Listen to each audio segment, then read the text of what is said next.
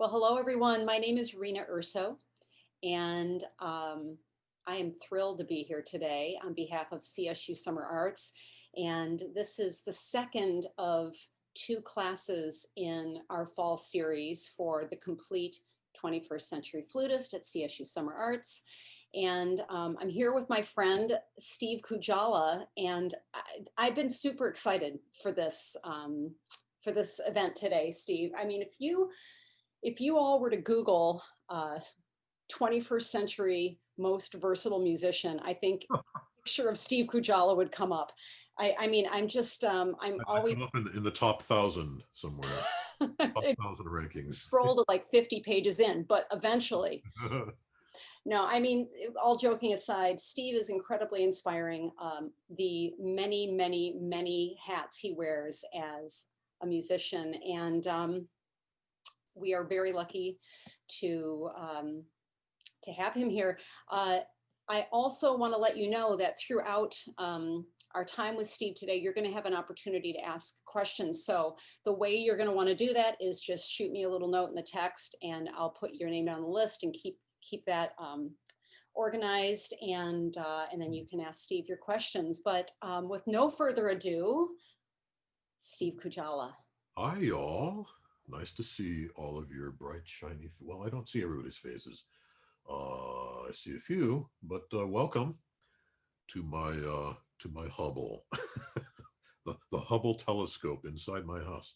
This is kind of where I live, and it's kind of a home within a home. I can escape reality. I'm here all by myself, so I keep some pretty crazy hours. I've been since the pandemic. Of course, I'm not going into any live studios at all. In fact, I just turned down an entire season of Family Guy, so I'm not doing those. Even though they're taking precautions and so forth, I have issues. So I'm not going to be doing any live studio playing probably until next summer, until there's a vaccine, whatever. So I'm keeping crazy hours. I'll stay up until 4 or 5 in the morning, typically, and get up at 11 or noon. So my circadian rhythm is is all is all messed up. But I'm getting a lot of creative things done. I'm working on a lot of projects in here, and that's just kind of my life for the last, what is it, 7 months now. It kept going later and later and later, then kept getting up later and later. But Family Guy, it's a 10 o'clock session, so you got to get up at 6 in the morning, be on the road by 6:30, and it's 2.5 hours of rush hour traffic. So that part I don't miss, but I do miss the camaraderie. So Steve, anyway. can I ask you to just tell our friends with us today some of the I know we'd be here for hours to go through the whole list, but can you just off the top of your head share some of the some of your most special, memorable things that you've recorded for television and film? Yeah, I mean the list is so long. My dad is writing his memoirs right now, and I think he's 95, and it's going to be called My 300 Conductors. 300 conductors over a 70-year career, right? So once I knew that he was halfway through, I started compiling notes about my own memoir that I'll get to at some point. But I'm making little notes, and among those notes are some of my more memorable sessions and so forth. But I would say that any of the Pixar movies that I've played on, and there've been quite a few, not all of them, but I mean, I did the very first one, Toy Story. I played on that, and that was an incredible experience. I mean, it's Randy Newman. How can you go wrong with Randy Newman at the helm? Amazing music, and just an amazing person to work with, because obviously he's a genius, but he's also got an amazing sense of humor. Not all composers and conductors have a sense of humor. So he kind of makes up for all the ones that don't have that, and just cracking us up. And but he takes care of business too. But interestingly, that I think I was the youngest member of the flute section on that film. That was 20 plus years ago. I don't remember.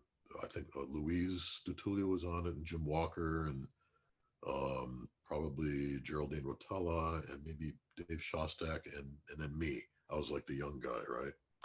And then just 3 or 4 years ago, we did another Pixar film called Monsters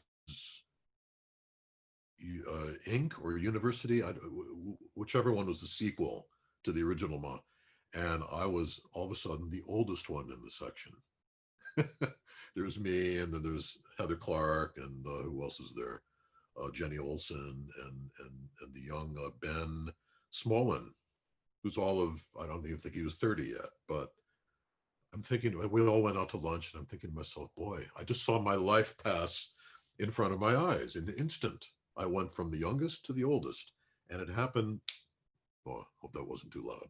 It happened just like that. So, all of you youngsters out there, don't squander your youth. Just know that it's going to go quickly from this point on.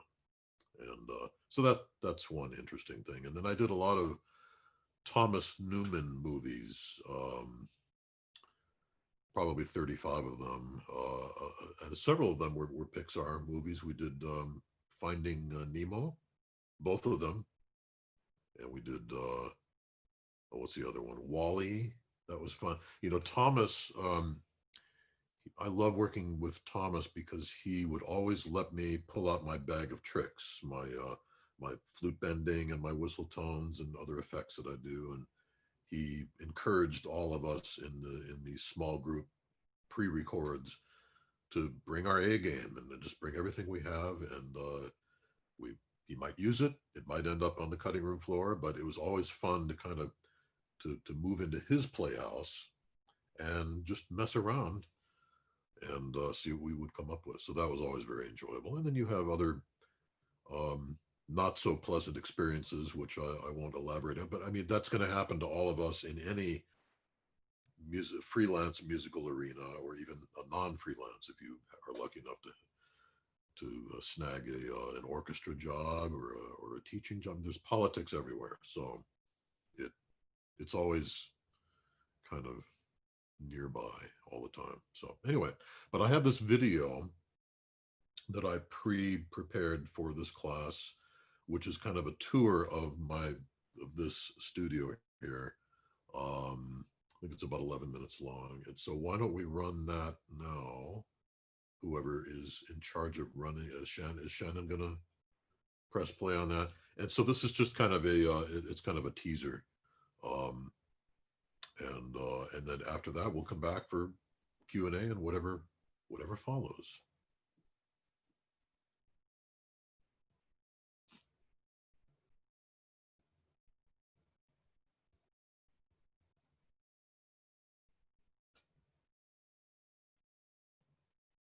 Are you hearing?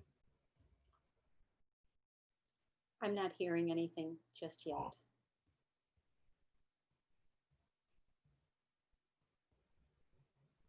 One moment, please.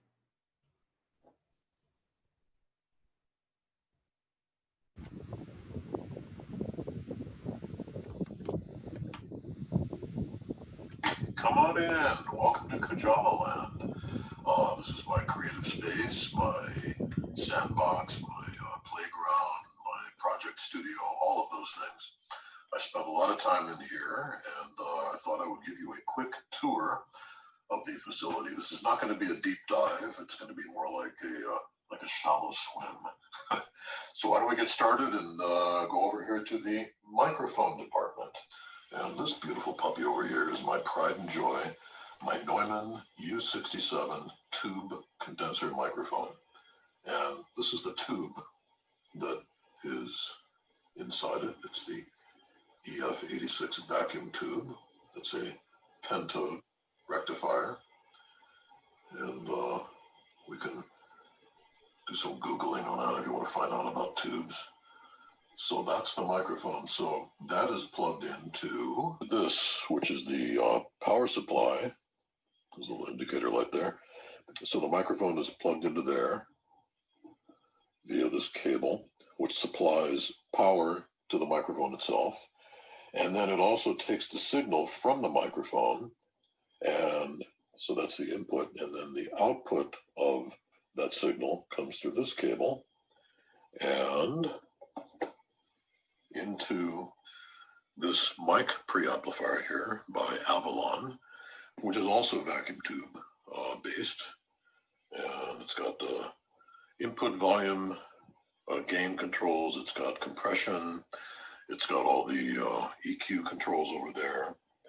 And being that this is also a tube device, I can go warm microphone with the tube into a warm preamp with the Avalon, and the output of that is then routed into this guy down here.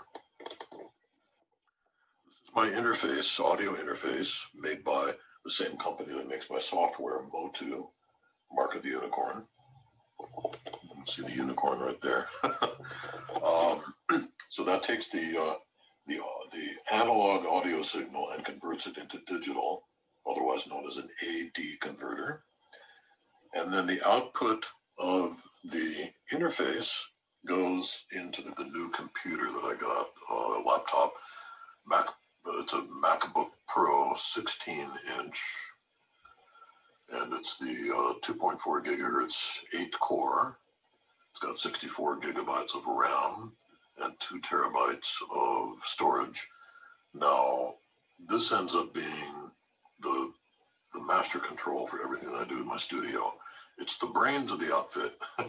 And way up there in the corner is another Neumann microphone, but it's not a tube mic, it's just a regular condenser. It's a TLM 103, and I have a matched pair of those that I usually use on my piano downstairs, but when I do a remote recording project, sometimes the client needs a close mic, which I already showed you, and a room mic. So this one is about 9 feet away and up as high as it can go. And then I take both signals and put them on discrete tracks, and then I send them a bounce of those tracks separately so they can do whatever they want in the mix. So over on this side, I have what I call my legacy rack, which, see from the bottom up, it has something called an ADAT, which is an 8-track digital recorder. I used to have 4 of those for 32 tracks, and I kept one, sold the others. And that takes one of these VHS tapes. Then above it is the DAT recorder and player. DAT is digital audio tape. So basically the ADAT is like 8 of those. And of course those look like this. All right. Then on top I've got a Tascam. This is a brand new. I got this about a year ago. It's got a CD player on the left and a cassette player on the right. Cassettes, right? And it's also got a USB flash drive. This stuff is from a company called OmniRacks. The keyboard there, I can raise this if I want. It's very heavy. I've had it about 13, 14, 15 years. There's about 400 screws that put the whole thing together. It's like building something from IKEA, and it takes forever to do, and it's a pain in the ass. But it's very sturdy, and I really like it, but it's actually too big for my purposes now. It used to be I had 4 mixing modules with manual sliders and so forth that would be on this centerpiece, which goes forward and backward. I'm not going to do it right now because all these flutes will be mighty upset. But this thing here moves forward and backward. So now I've replaced my physical mixers with these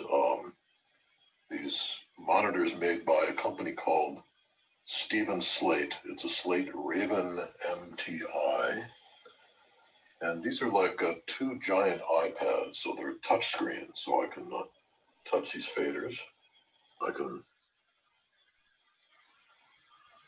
It's like having a giant iPad I can control. I have a pair of Mackie HR824s, one on the left, one on the right. And I don't know if you can see under here, there's a subwoofer that is part of that setup, so I can get ultra low frequencies, or as my kids like to call them, thump. So, and then there's my regular flutes and my ethnic flutes. Here we've got the ISO booth, which is a 4x4 vocal booth, completely soundproof in here. It's got these acoustical panels, sort of removable on either side. I've got extra ones for the window and for the rest of the door if I need them. This monitor is mirrored from one of the two large monitors in the big room. Duplicate keyboards there. There's my microphone boom. I just take my Neumann and put an adapter over there, and that's cool. Got a lighting control here, and environmental controls down there for the ventilation system. And this has pass-through conduits here for all the wiring and so forth. It goes to the big room. And headphone setup there. So if I close this, I'm completely isolated from the rest of the world. And normally I do voiceovers in this booth. I don't do too much flute recording in here. The only time I record flutes in here is if a client needs something at the last minute and it's during the daytime and there's too much noise coming from the street, lawnmowers, dogs barking, kids playing, whatever. So otherwise I record in the big room. And there you go. Here's my microphone here, and generally speaking, my number one position for that mic for most situations is 2 feet away from my flute. It's about 2 feet. I'll prove it.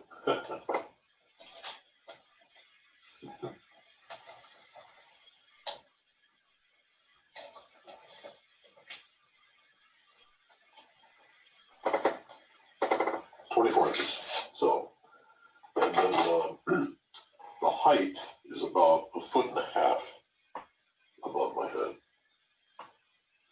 And we're at a 45-degree angle. If there's 90 degrees, there's straight ahead. It's about 45 degrees. And so I'm never playing right into the microphone, except in special circumstances, which I'll get to later. So this is what we call being off axis. Okay. Let me show it to you from another angle. We are 2 feet from here to the microphone, 45 degrees off axis, and about 18 inches high. Okay.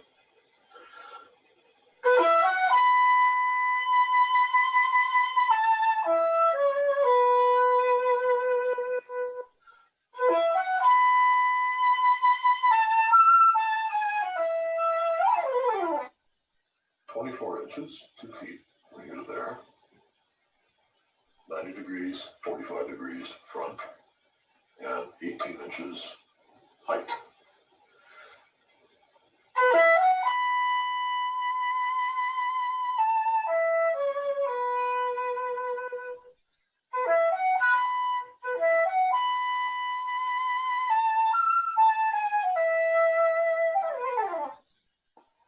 So that's the end of the 25-cent tour. Just bear in mind that you don't have to go out tomorrow and construct a studio like this. It's far too elaborate for anything that you would need starting out. So don't be intimidated by it. I'm intimidated by it. But I mean, 35 years ago, I started off with a computer. I think it was the Macintosh Plus, Apple Macintosh, 1986 or 87. With the original Performer software version 1.0. I had a Yamaha DX7. I had a Roland TR-1606 rhythm machine. I had a 4-track tape deck. I had my flute and a cheap mic, and that was it. So it's probably $4,000 or $5,000 investment then. And every year I do some upgrading, and every 5 or 6 years I do a major upgrade. So this is probably my 6th or 7th incarnation of a home studio. This is not a commercial studio, it's a project studio. It's for my own projects. and occasionally for other clients that I'll do tracks for or something like that. So anyway, we will go now to back to the live Summer Arts Zoom, and I will answer all of your questions. Okay, bye.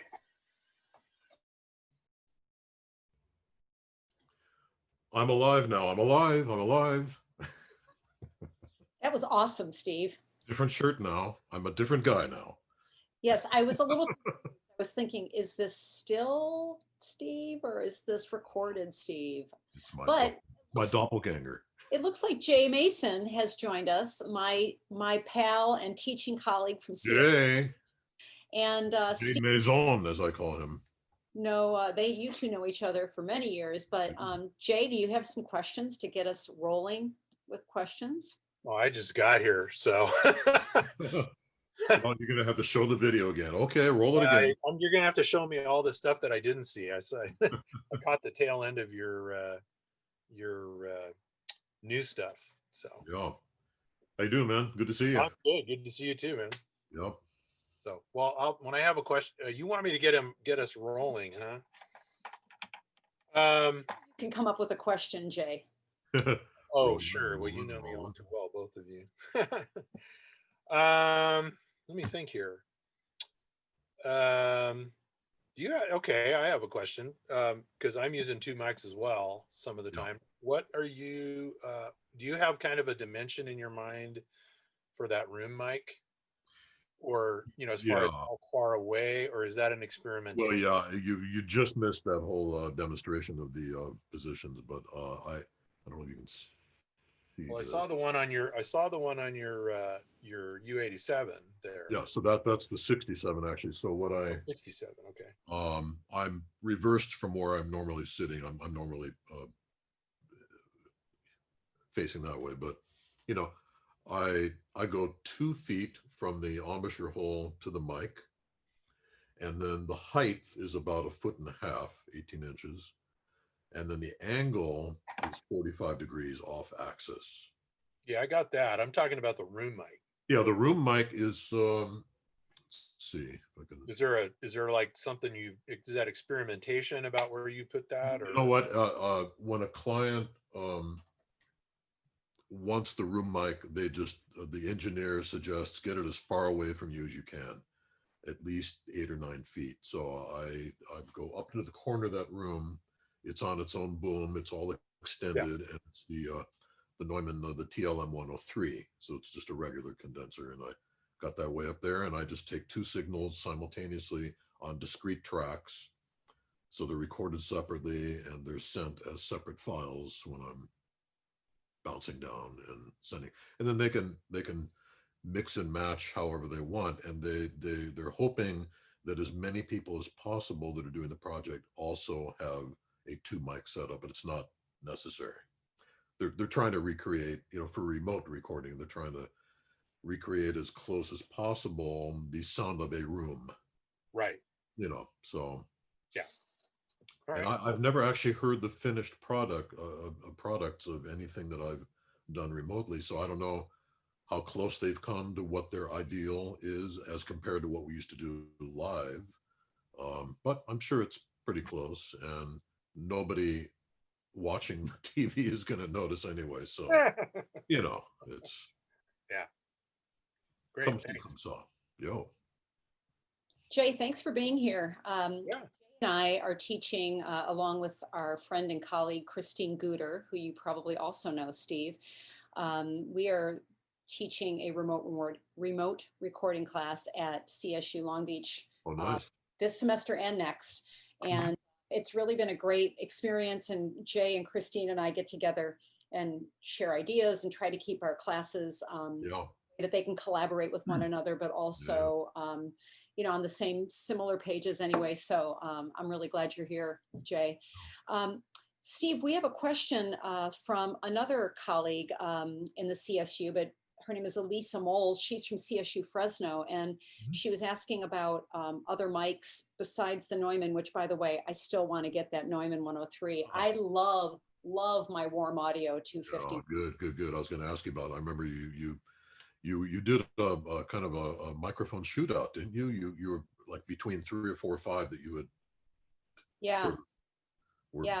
And I'd like to get the Neumann 103 at your recommendation, really. I mean, you know, you're the one that it's, just, hit me to. it's a good all-purpose, all-around, great sounding mic because it's very transparent. It doesn't add or subtract anything to your sound, and it's good for anything. I mean, I normally use it for because I have a matched set of them, so I'll do a stereo thing on my grand piano downstairs. It sounds great on guitar, sounds great on cymbals, anything with high end, it's just a great mic, and they're fairly inexpensive. I think they're going. What are they going for now? Well, when I got mine, which was 15 years ago, it was $1,300 for the pair. So six or It's $700 tough. each. I don't know what they are now. They're probably probably a lot more. I think they're like 1,100 or 1,300 a piece. Oh, okay, yeah. Well, that's progress for you. It's a great mic, but like I said, I'm really happy with my Warm Audio Right. 251, which for those of you who are not familiar, the thing that really drew me to the Warm Audio was I'm all about digging a historical component and a story, and it's a clone of the old Telefunken mics. And you know, Yeah. you can get a Telefunken mic if you've got that kind of bread, but not a lot of us do. No. And the Warm Audio is an affordable and a really, really great clone of that. But Elisa, why don't you turn your video on and you can ask your question and talk with Steve about your question. Speaking of Telefunken, I was showing in the video demonstration that the tube, the vacuum tube that's in this How much? Neumann is a Telefunken tube made Okay. in Germany. And that's a whole nother shootout that I have to have because there's tubes from Germany, Russia, Hungary, China, Video. all over the world, and apparently the different tubes will make very subtle, minute changes in the sound of your microphone. So I haven't gotten to that point yet, but I'm just going to stick with Telefunken for right now. Yeah. Hi, Lisa. Hi, how are you? How you doing? I'm fine, thanks. Yeah, it's very interesting to hear about all the recommendations for mics. And yeah, I was noting that the Neumann is a little more on the pricey side, and I was just wondering what other recommendations you had for great mics. Well, there's my very first mic was a Audio Technica AT4060, I believe, which I had for 5 or 6 or 7 years, and it sounded great. It's the only thing I could afford back then. I think it was probably $600 or something, 5, 6, 7, somewhere in that range, under $1,000 microphone. And then the one mic that I will not use on flute is the AKG 414s. They do not sound. I won't go so far as to say they don't sound good on anybody's flutes, but they do not sound good for me.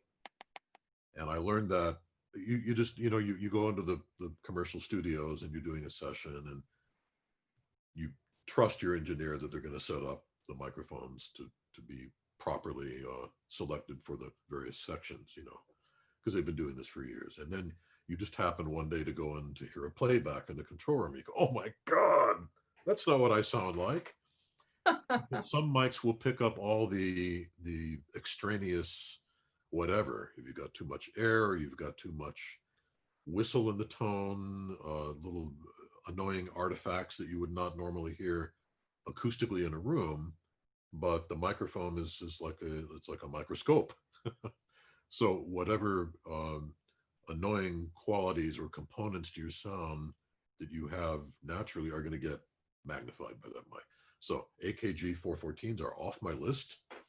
Good to know. But then I quickly learned that what sounded really good on my flute, and for me personally, was the Neumann, either the U67, which is what I have, the tube version, or the U87, which is the straight condenser version. Same microphone capsule, same size, and they sound really, really good too. I opted for the tube mic because I like mixing vintage gear with modern gear, and sort of the rule of thumb that I adhered to early on when I was building up my home recording was that since we're all recording to digital right now instead of tape, with tape being analog, digital being digital, remember when CDs came out and people were saying, well, I noticed a big difference between my CD reissue of that great RCA Chicago Symphony recording or whatever, as opposed to the vinyl that I still have and I've kept in great condition. People definitely noticed the difference between CD quality and vinyl quality. Now, as the sample rates got higher and higher and higher, and the AD converters got better and better and better, that disparity started to shrink quite a bit. But still, what I like to do is have the warmth of a tube mic going into the warmth of a tube preamp. So signal warm, warm, and then when it gets into the digital world, it's as warmed up as it can be when it's presented to the digital realm. And if I keep my sample rate high, like at least 48K, and this unit goes all the way up to 196, not that that's overkill. You don't really need 196, but 48 is kind of the bottom line. That's the floor.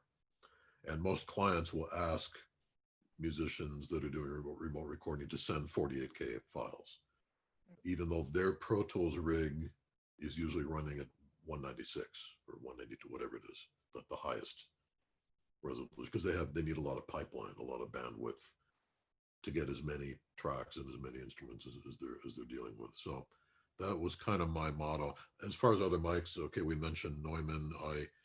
My first Neumann actually was a M147, which I have somewhere back there. It's the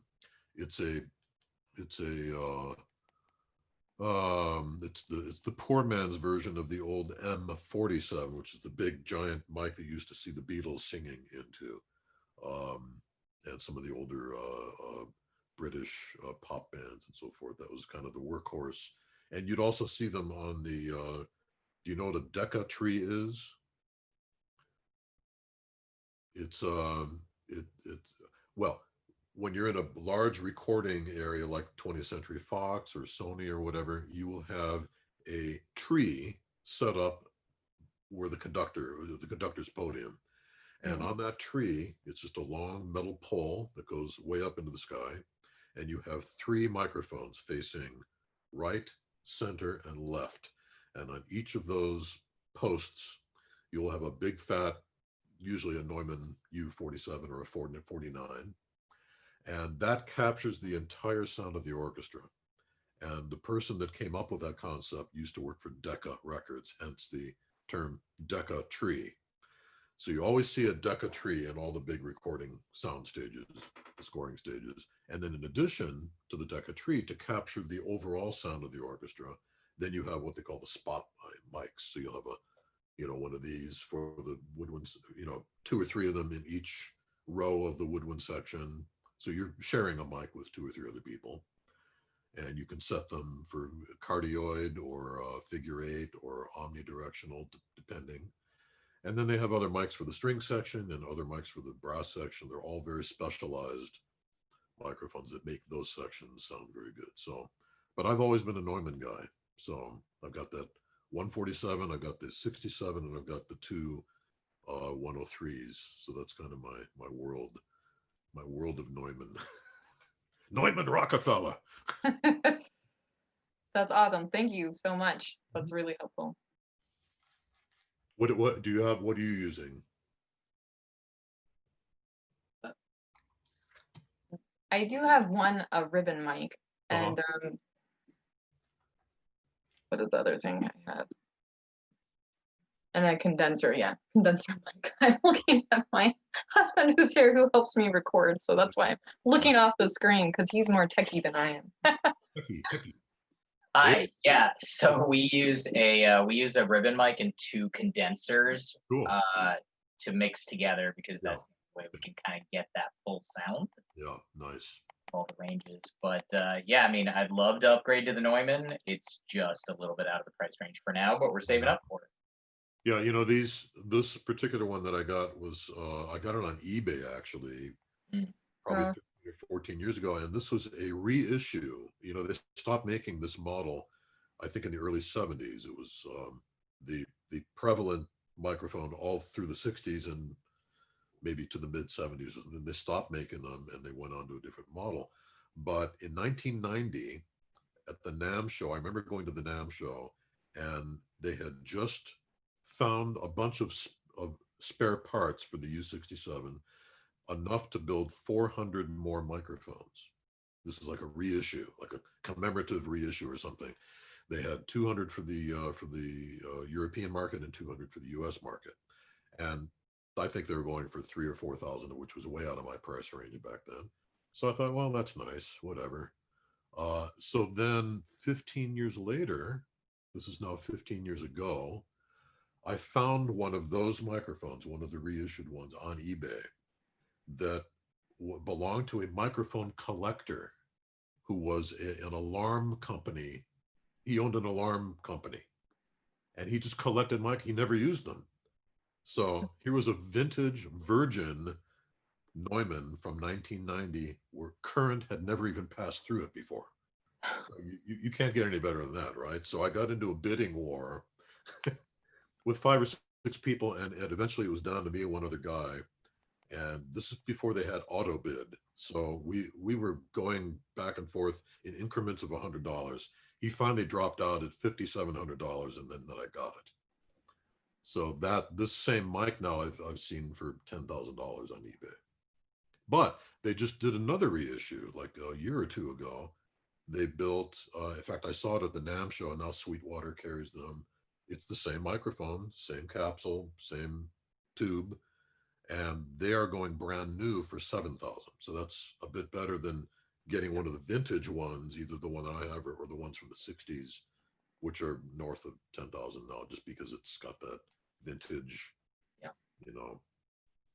Well, if I can ask one more question, Yeah. the biggest problem that I've had when recording her is, flute players are really annoying in that they're so particular and so much harder than every other kind of instrumentalist. Yeah. But everything feels so, to her, it's like she's always talking about increasing the warmth and increasing the warmth and increasing the warmth. And every time we've done a studio recording, the first thing they do is like dry down the room. So what we've been doing in order to increase the wetness of the room, the warmth of the room, is we got these like sound panel things on the wall to bounce back. Do you have any other, and sometimes we have a record on a bamboo rug floor, which seems to bounce sound in a really nice way. Yeah. Do you have any other recommendations like that in order to just lighten up the room? Here's the thing. I mean, this room here is just a standard 11 by 11 kids bedroom, you know. Mm-hmm. So it doesn't have a big sound in it, and it's got carpet up, but it does have just enough liveness to it that if I'm not right up on the mic, and if you saw my introduction video, you know, 2 feet, 18 inches high, off axis. So I'm getting the room into the sound, okay? And then I've got the room mic, of course, about 9 feet up in the corner. So that's capturing more of the room sound. And then with the tube and then the tube preamp, that's warming up the sound quite a bit before it gets to the digital world. So that is how I keep things warm. And of course, I've got this ISO booth, but that's a 4x4 box, and it's meant to eliminate any reflections. I do that for voiceover stuff. I very rarely record flute in there unless they need something at the last minute. It's during the daytime and there's lawnmowers and whatever outside. So I'll shut myself in there, but then they're not going to get the room mic. They're only getting a very boxy sound, and they have to add the warmth in after the fact during the mix with their various vintage EQs and so forth, and putting a little bit of verb in there, whatever they need to do to roomanize it. But occasionally I will record myself downstairs. I've got nice tile floors down there, and you know, taller ceilings and so forth. But that's kind of a big production. I got to drag cables down there, and it's a big whoop to do. But if I'm doing something really soloistic and I want to get the best, if it's one of my projects, you know, like I did, Rena knows about my song Fretless Flute Song. I doing a project now where I'm sort of recreating that, and I wanted to get so I had to find all the different mic placements and my position and find that sweet spot. And I finally found this. That took me 3 or 4 hours to find, you know, you record, you run back upstairs, you listen back, you come back. It's just a whole process. And then you find, because every room has its sweet spot. Now, I don't know, the room you guys are recording in, is it a standard 11 by 11 room, or is it larger, more like a master bedroom? Or It's actually larger. We record in our main room because it's got hardwood floor. oh, So good, yeah. that tends to have a really nice sound out there, but it is a production, as you said, because we're Yeah. taking everything out of her Yeah. practice space and setting up the mics. And it took me a year to find the sound. Out of what you're saying, the tube preamp, because we're Yeah. using preamps, but I don't think mine's a tube. So Yeah. that might be the It's worth looking into. The one that I had for a long time, I still have it. I have the DBX, what is it? The DBX 586, which is a stereo Mhm. a tube preamp, and I use that mainly when I'm recording piano. I can get both of my TLMs in there, and it'll record with a stereo output. But I mean, our mixer is the Tascam, the new Tascam with the 24 channels, the Tascam yeah, 16. cool, yeah. Yeah, I'm not quite sure what preamps that function. Yeah. And then for my flute, I will use my Avalon, the 737, SP 737, which is a tube, and that's such a nice sounding. It's not quite as nice sounding as the Millennia. I think that's an even better one. There's a couple, but at this price point, which I can't remember what it was, around 2,700 maybe. I think I got a deal on it at the NAMM show. I bought one of the demo units, so I got a little bit of a break on it. But it's just a single channel, but it's got a compressor built in. It's got the EQ section. It's a very, very warm sounding unit. So between the Neumann and that, I'm as warm as it's going to get. Yeah. You know, if you're buried in a bunch of other tracks, you're not really going to notice it that much. But if you're doing flute and piano, if you're doing recital stuff, you're doing solo flute, that's where you're going to be much more hyper aware of what your sound is. And of course, if you are the generator of the sound, the flautist, you're going to be, you know, more finicky because you know what you sound like. You know what you want to sound like. And it's just never, recording is always a kind of a mystery in that respect, because it's never, ever an exact reproduction of that person, as we all know. They're getting closer and closer and closer. But, you know, whether it's the Berlin Philharmonic recording with, you know, I mean, everybody's trying to get the sound. If it's the sound of an orchestra, if the sound of a soloist, you know, so you're not the only one who's finicky about your sound. And every piece is so different too. So I Absolutely. feel like you're just, every time I'm mixing, she's sitting next to me going like a little bit more of this, a little bit less of this. And it's different every time. There's no standard workflow. About context. Yeah. Yeah, but thank you. Yeah, thank you. Thank you. Sure. Yeah. It's a great question. And actually, I stand corrected. Steve, we were talking about, oh, where'd you go, Steve? You were big, now you're gone. I'm here. Now you're tiny. There you go. I said that the Neumanns are like 1,300 or 1,100. Yeah. I was speaking the 102 or the Right. Yeah. the The 66 I is think. $7,000, and the U87 is a little bit less. It's like maybe 4,000 or something, or 5,000. But the Neumann 103 and the Neumann 102 are what I was referring to, and I said they're right around 1,100 to 1,300. So I apologize for that. Yeah. I mean, there's so many great microphones out now, just like there's so many great flutes. I mean, it used to be, back in the day, it was Powell and Haynes and a Cooper or a Louis Lott or whatever. I mean, there was like, you know, 3 or 4 that were the go-to flutes, and now there's what, 15 or 20 amazing. Everybody's got a different flute now. It's no longer, because all these people that apprenticed with Vern Q or William Haynes or the British guys, you know, Or even Muramatsu. You know, Muramatsu. I mean, they were kind of the first. I forgot about Muramatsu. They were the first ones, sort of, that were non-European or non-US that came on the market and said, "Wow, yeah, alto flutes, Muramatsu alto flute." Oh, they're so, awesome. but you know, so it's the same with microphones. I mean, and the best way to get a microphone, obviously not now during the pandemic, but really the best way is to rent a couple of hours of studio time somewhere in a big city, if you're in a big city or near a big city, and have what they call the microphone shootout, where you've got 3 or 4 or 5 mics set up in a row. It looks like a press conference, NBC, ABC, CNN, and you're playing into the microphones all simultaneously.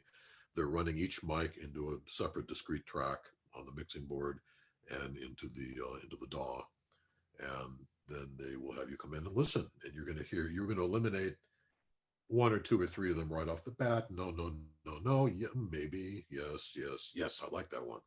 So once they narrow down what you sound good on, they may trot out 2 or 3 other mics that are like that. And then you narrow it down, just like when you're trying flutes and different head joint and crowns, and you just find the best combination. So then, I mean, it's almost like opening up a big can of worms, because you've got your different flutes, different piccolos. So are they all going to sound great on that one mic, or are you going to want a couple of different mics? Or, if you're doing home recording, or if you find the microphone, then maybe you just stick to that one flute that sounds great on that microphone and just call it a day. That's what you're going to use. And I would think things change too, like what we're listening for, what we like, what we don't like is going to change. Just like, I mean, think about your playing and how it evolves, right? I'm speaking to some of our students here. As your playing changes, not necessarily a value judgment of good or not good, just as things change and as your ears develop and listen for different things, you might want something different in a mic, and that's something else too. And I would also add, and maybe I'd love to know your opinion on this, and then we have 2 people in the queue that have questions. When I first tried my first professional flute, I remember going then, this is when I was still young in Detroit growing up, and the place to go then was Flute World. That was where we went for everything.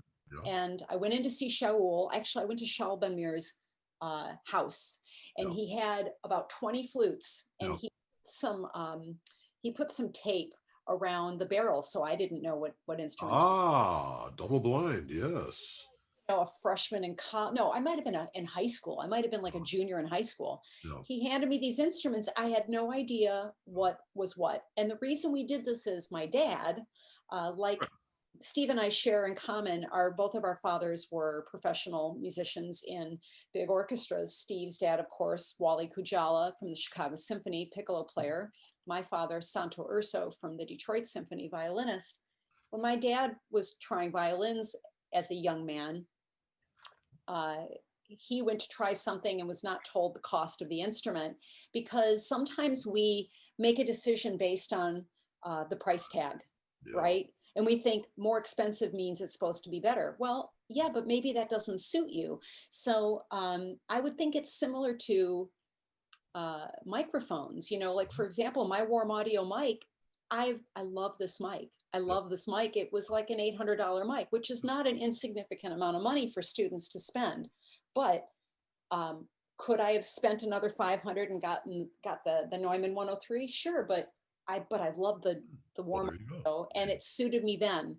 So sometimes more money isn't going to necessarily be better. And you bring that up, and it's fresh in my mind right now. 2 or 3 days ago, a buddy of mine, who I haven't actually seen for 30 years, he engineered a couple of my records back in the 90s. But anyway, he's a voiceover guy now. He's got his own studio, and he was doing a microphone shootout for voiceover, and he put it up on YouTube, and he had 5 mics, and wouldn't you know it, the one that came in as the runner-up was the $79 mic. Unbelievable. And he ended up going with the TLM 103 that sounded best with his voice. But the runner-up was not one of the other $800 or $1,500 mics. It was the 79. I don't remember which one it was, but and we all heard it, and it was very, very close, So there you go. You never know. And actually, just to while we prepare our first or our next question, Summer is going to be next, but I just want to finish this bookend this. My dad's story that he tells is he went to try all these violins, and he was in New York and trying these instruments out, and he found an instrument that he liked, and he's like, this is the one. The guy said, what about this other one? My dad said, no, I don't really like it. And the guy kind of laughed and turned around and walked away. And he said, this is how we know that you don't really know anything just yet. And my dad's like, what are you talking about? Like my dad, the young kind of yeah, sure, yeah. How dare you? And the guy said, you just handed me Jascha Heifetz's Strad. And my dad was let me redos. You already said which one you liked. So anyway, so our next question is from Summer Wilson. Hi, Summer. I remember Summer from Art last summer. Summer Arts, the festival named after her. It is. It was named after Summer Wilson. Hey, Summer. Hi, Summer. Hi. There you are. I hear you. That joke's never good. Wait, maybe you're up on the top bar there. Where are you? Can you hear me? Oh, there you are. I see you. I see you and hear you. How are you? Okay. Good. How are you? Good. So where are you zooming from right now? I'm zooming from my home. But In are you in California or? Yeah, I'm just about 20 miles south of LA. Cool. Well, good to see you again. To see you. So the audio was kind of cutting out when the video of your studio was showing. Yeah, it looked a little funky too. So. Yeah, I heard you mention voiceover work. Yeah. So my question is,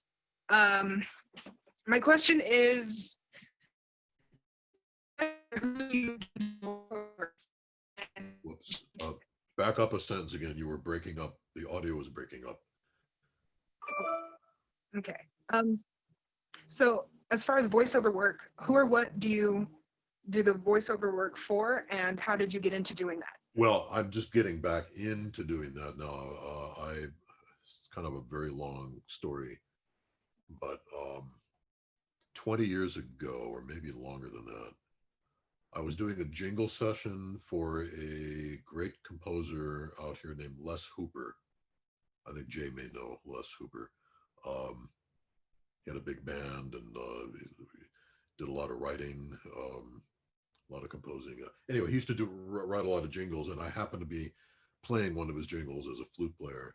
And his son, Dave Hooper, a drummer who was playing on his father's jingle, walked up to me during that session and, hey, Steve, you got a great sounding voice. Have you ever, and so we start talking, and he says, I want you to give a call to my best friend's father, who's the assistant director on a movie called Solar Crisis with Charlton Heston and Tim Matheson. They're looking for somebody to do the voice of a character called Robo Truck. I said, okay, all right. They gave me the number. I went home, called the director, left a voicemail on the phone machines, back when they had phone machines. And hi, Steve Kujala. I told him to call this number, blah, blah, blah. And 3 minutes later, he called back. I said, hey, man, can you be at the so-and-so ADR stage? I said, well, you want me to audition for it? He said, oh, no, you got the gig. I said, well, I haven't auditioned yet. He says, yes, you have. My audition was on the tape, on his tape machine. So he got me over to the ADR stage, and I did a voice of a character called Robo Truck. And the movie came out as a horrible movie. I think it went straight to video, but I got my first SAG credit. I could do what's called the Taft-Hartley, where I could do the gig without being a member of SAG or after but then any other gigs I did in the future, I had to join and so forth. But at that same time, I was getting very, very busy as a flute session player. So I never pursued that. But in the back of my mind, I thought maybe someday when I'm retired or near retiring, I will get back into that. And here I am, nearly retired from the flute freelance world. And I got this nice 4x4 vocal booth, and I'm putting together demos, and there's all these websites. I had taken several workshops, voiceover workshop, one in New York and one out here, studying the craft and the art of voiceover. It's mostly about acting. It's very little about the sound of your voice. It's mostly about acting. So there's that whole can of worms there. And my daughter, my youngest daughter, got her BFA in acting. She's a very fine actor, and she's getting into voiceover. She's got a voice like her mother, kind of a low alto, and she's in her mid-30s now, and she's been booking some stuff. So, it's something that I'm kind of diving into now that I'm cooped up in, just kind of sequestered from the rest of the world, and why the hell not? So I hope that answers your question. So I'm just going to jump in and see how it works out. I think Summer's internet was a little Wonky. choppy, but if she missed that, she'll be able to watch it and check in with it another time and watch it after the fact. But that's a great question. And actually, this is a great chance before our next question from Tristan Perez to say at CSU Summer Arts next summer when we're there, Steve, we hope, right? One of our other classes happening next summer is a voiceover class. Oh. So, that's for people that are interested in that. Cool. It doesn't compete. Somebody on faculty is running that, or you're having a guest? Jane McKeever from CSU LA. You may know Jane, but she is coordinating a really great voiceover class at CSU Summer Arts next July. So at the same time that we're going to be in residence, or I can't remember. I think she might be there when we're there, actually. Overlapping or the same. Cool. Yeah, so that'd be great. So our next question is from one of my students from my remote recording class at CSU Long Beach, Tristan Perez, who is Tristan, I think he's Tristan, aren't you a composition major? I am, yes. So actually my question is kind of from that perspective. I want to learn what are the ways that as a composer I can make the job of the performer recording remotely easier? So of course there's the click track, stems. I'm wondering if the producer you were working for or composer you're working for was to go just above and beyond to just help you get that perfect take, what are some additional things that they could do to make your job easier? Well, I can tell you, I haven't done a lot of remote recording, but I've done maybe 2 or 3 a month for the last 7 or 8 months. And the one that I do once a month, I guess about once a month, that engineer, I don't remember his name, but he is really on the ball. He sends us everything that we need, all the tracks. He'll send us a mock-up of the orchestra, and then he sends us a separate stem of the woodwinds by themselves, occasionally a separate stem of the saxophones, and then a click track, and I think that's about it. But everything syncs up perfectly, and it's all hunky-dory. On the other hand, I've done a couple of projects where some of the tracks will not load properly, or sometimes the MIDI track that they sent you for the tempo map and the click map and the meter map are not syncing up with the track. So then, they will try to resend the file. Sometimes if they send it as a .mid file instead of .midi, sometimes that fixes it. And it depends, they're generating everything on Pro Tools. I have Pro Tools, but my DAW of choice is Motu Performer. I've been using that since 1987, version 1. So I'm really fast on it. And you're delivering 48K WAV files anyway. So it doesn't matter what DAW you're doing it in, as long as everything syncs up. So you occasionally run into problems like that. And you just have to, you pretty much have to deal with what they're sending you. Occasionally you might get a stem if you're doing something unusual or exotic or soloistic. They might send you a stem of just that as kind of a model of what they're talking about. The one guy that I work for every month, he sends a video message to all 15 of us, I guess, that are doing that, 30 maybe, um, of what he is looking for in a particular spot in the score.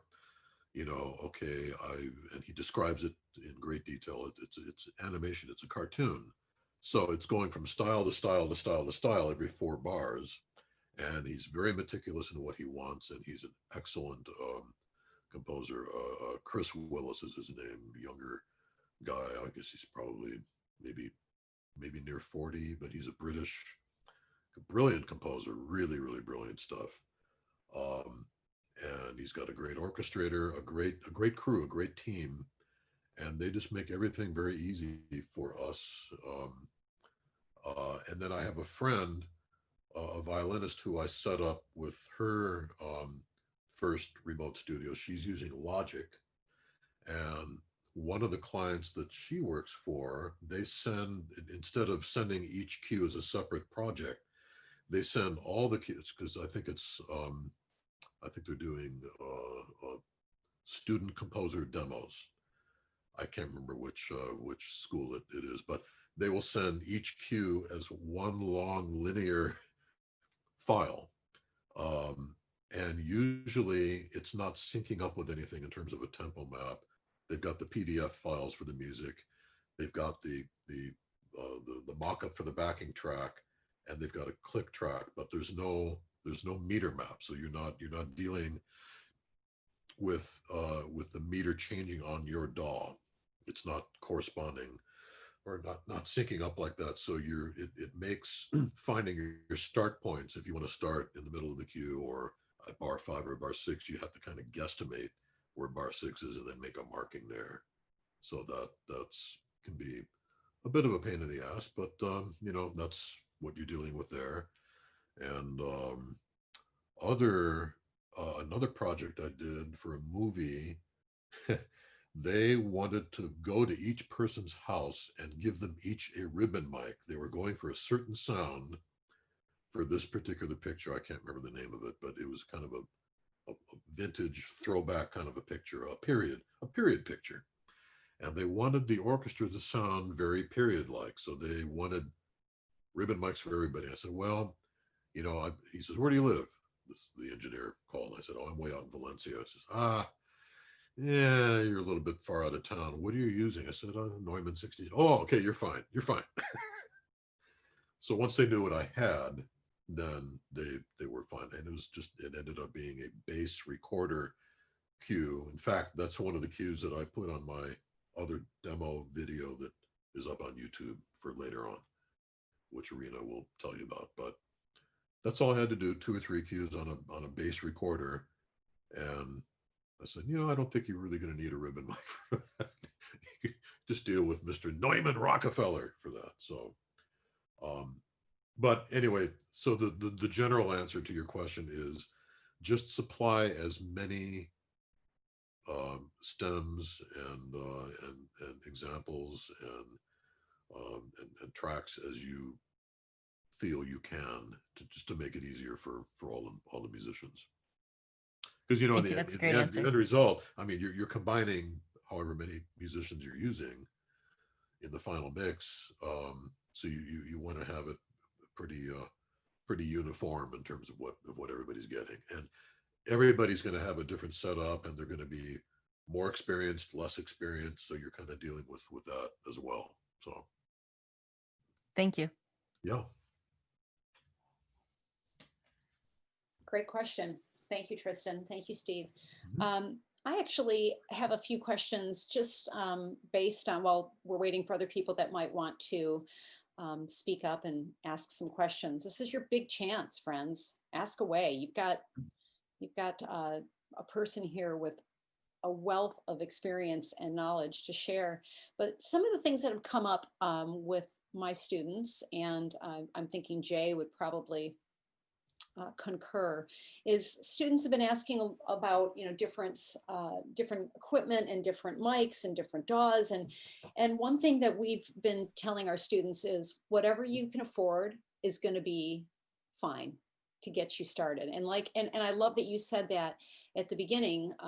Steve, you were talking about what you got started with, Yeah. and look how it's evolved. It's like you figure out where you want to dump your money into the next piece of equipment or whatever. You'll figure out quickly where you need to go next. And I was telling my students, I already know that I need a bigger iPad to read my music, because when composers send me charts, I can't keep scrolling through really quick and then get my instrument up. Yeah. But can you speak a little bit to some of the differences of there's so many mic choices. Obviously there's iOS mics, there's USB mics, there's obviously condenser, and there's tube mics, there's ribbon mics, all these things. And then, there's all these different DAWs. Like, how does somebody that's just getting started make that determination? Yeah. Well, you have to binge watch an old show called Dawson's Creek. I'm just kidding. I'm kidding. Bad. It's bad. Well, interestingly, the friend of mine that I referred to in the last question, that I set her up with her first remote recording thing, she's using Logic. Now, the reason she chose Logic is because everybody else is choosing Logic. That seems to be one of the more popular DAWs. So I went out and I didn't go anywhere. I stayed right here in my box, and I downloaded a copy of Logic, $200. That's the whole schlemiel there, $200. And I learned enough about Logic to keep 2 or 3 steps ahead of her, so that I could, because most DAWs are, if you've seen one DAW, you've seen them all. I mean, they're all, linear composing. They're all set up in a similar way. They have some significant differences, which are more stylistic and ergonomic choices. But I found Logic to be fairly easy to learn up to a certain point, and then it became, instead of Logic, it became illogic because it didn't comport with what I was used to in Performer. I've been using Performer for 35 years, so I know it inside and out, and I'm very quick on it. However, there are so many great DAWs on the market now, and I have 4 of them. I've got the Performer, of course. I've got Logic. I've got Ableton Live, and I've got Pro Tools. Those are the 4. The other ones would be Cubase, Cakewalk, Audacity. I'm sure I'm missing 1 or 2 of them. Sonar, I think. Pardon me? Is it PreSonus? No, wait. Sonar. Studio. Wait, I have another one that I literally had Studio never Vision. heard of, and I never use it because it's obviously so great that I never use it. Yeah. Studio One. Studio One, yeah. I mean, that one I'm not familiar with, but what I was going to say is that I went to one of my favorite websites called gearsluts.com, SLUTZ, Gearslut. It's all these people that want to get online and talk about gear. And my question that I put out to Google, and I ended up on that site, was, what is the best DAW right now? And it ranked, I think it might have been Sound on Sound magazine, or several of these, Recording magazine. There's a bunch of different, the Mac magazine. They all have different reviews for all these different DAWs, and they rank them. And guess where Performer ranked? Right at the bottom. And the comment that I heard on Gearsluts was that only a person older than 55 is going to be using Performer, because it was the first sequencer before it was even a DAW, because it was not digital audio. It was just a sequencer. You could hook up your MIDI keyboard and your MIDI modules and compose on it, press play, and hear it back. And then if you wanted to record anything live with it, you had to feed the signals of those synthesizers that the sequencer was driving into a mixing board, and then put your mic into the mixing board and go to tape or go to DAT or whatever it was you're mixing to. And that's how you were able to combine them. Now everything is in the box. So since Performer kind of was the very first one, and it set the bar, and everybody else started copying it and making better versions. You know, let's build a better mousetrap. So all these other DAWs came on the market, and then all of a sudden you had a choice, and they're all very competitive and all very different stylistically. And it ended up being, so Performer was mostly for film composers, and then Logic was mostly for songwriters, and Ableton Live was for people that wanted to take their laptop on a gig and play a live gig with their laptop, you know. So they started finding market sectors that they would, you know, kind of branch off into. If you want to do this, you get this. If you want to do this, you do that. They all kind of do everything, but they're more and more specialized. Now, now that I have Logic and I've actually used it a few times to help my friend, um, I'm actually thinking about possibly migrating over to Logic. There are certain things that I like about it. The drag and drop features. It is more stable on a Mac than Performer is, because Performer Logic is an Apple company. Final Cut Pro for video editing is an Apple company, so they're going to favor their own software packages for their own platforms. They will accept other platforms, you know, the Performer, but there's some my Performer is crashing all the time. Let me put it for large, you know, 3 screens, and I've got 150 tracks and all these soft synths and a lot of. I've got a very powerful laptop. It can handle all of it, data-wise, data stream-wise, but the program crashes quite a bit, and I have to kind of do the dance. I got to tear everything down, and I got to reboot, and I got to, you know. So Logic has not crashed on me yet. So there's something to say about Logic. I like Logic. And when you and I spoke back at the beginning of Shelter in Place, Steve was such a great, he was such a great influence and gave me some really great advice and pointed me in the right direction for the things that I was like, what do I do?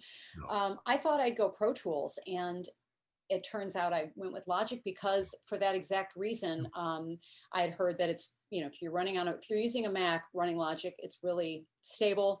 And I knew that it would be an easy, having done some things in GarageBand, I knew that it would be a nice, seamless sort of transition. Exactly. So for people using GarageBand, Logic makes sense. Logic is logical. And I love that for $200. Yeah, exactly. A Pro, I got this bundle, and the thing that turned me off, I hate to say it, the thing that turned me off a little bit about Pro Tools was I knew that I'd have to pay every year to get it, and I thought $200 is a great deal to have it all, and then I get upgrades in perpetuity. So there's something to that, but that's lawyer talk, in perpetuity. Well, I stole that from my friend here, Joanne Sharp, the assistant of Summer Arts. I think she used that fancy word once, and I looked it up and realized that I could sound smart like her if I used fancy words that were, you know. And you should keep using that word, in perpetuity. Use in perpetuity, in perpetuity. I will, absolutely. And another great word that I've added to my vocabulary is circuitous. Ah, yes. From anyone else. I think I just found it somewhere by happenstance.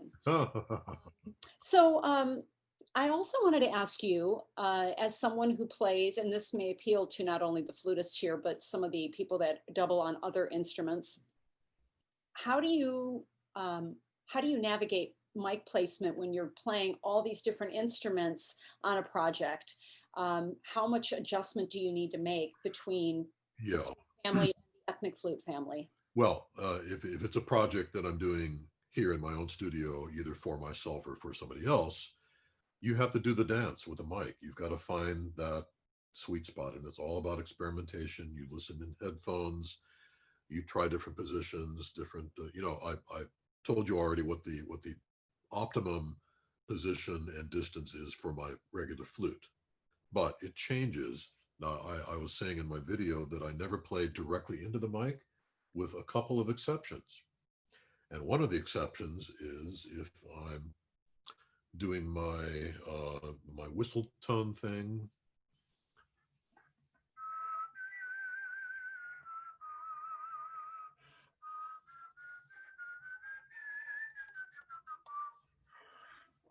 Because nothing comes out of the embouchure hole. It's all coming out of the end of the flute, or if you have any open keys, that's where it's coming. So I have to, depending on the note that I'm playing, and that's a very soft, I don't know how well you could hear that just now, but it's a very soft sound.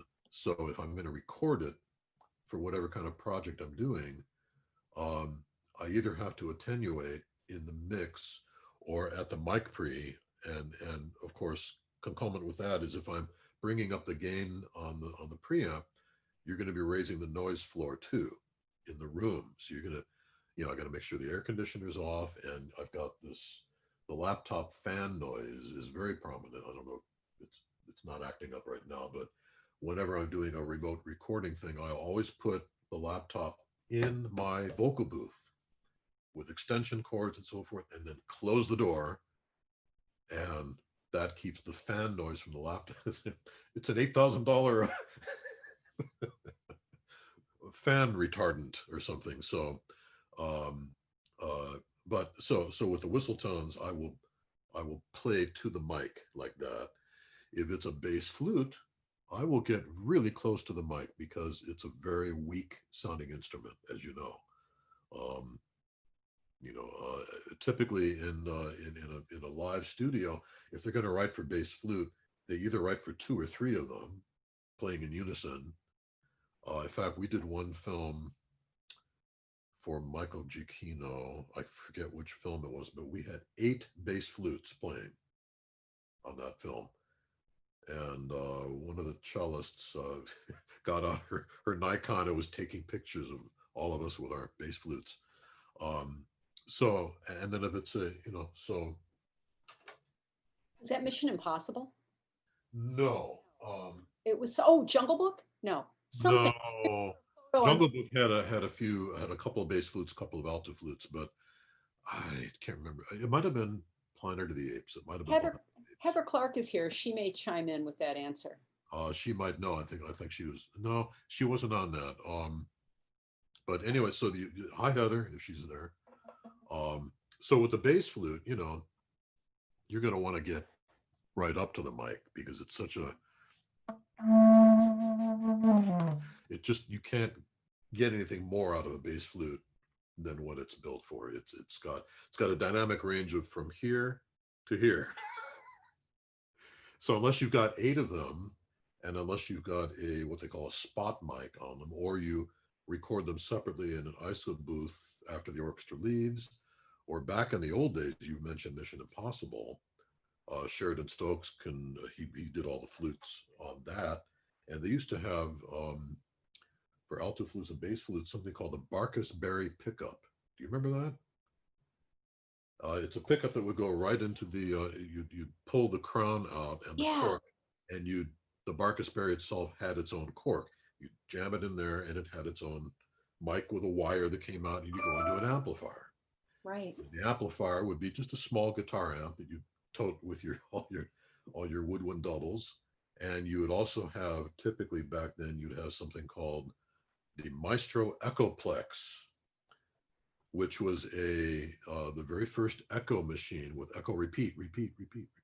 And the way they did that was to have a magnetic tape running through the spindle. And instead of one recording head and one playback head, they would have one recording head and then 5 playback heads, one after another, about an inch apart. So every time the tape traveled past those heads, that would be the echo. And everybody had those back then.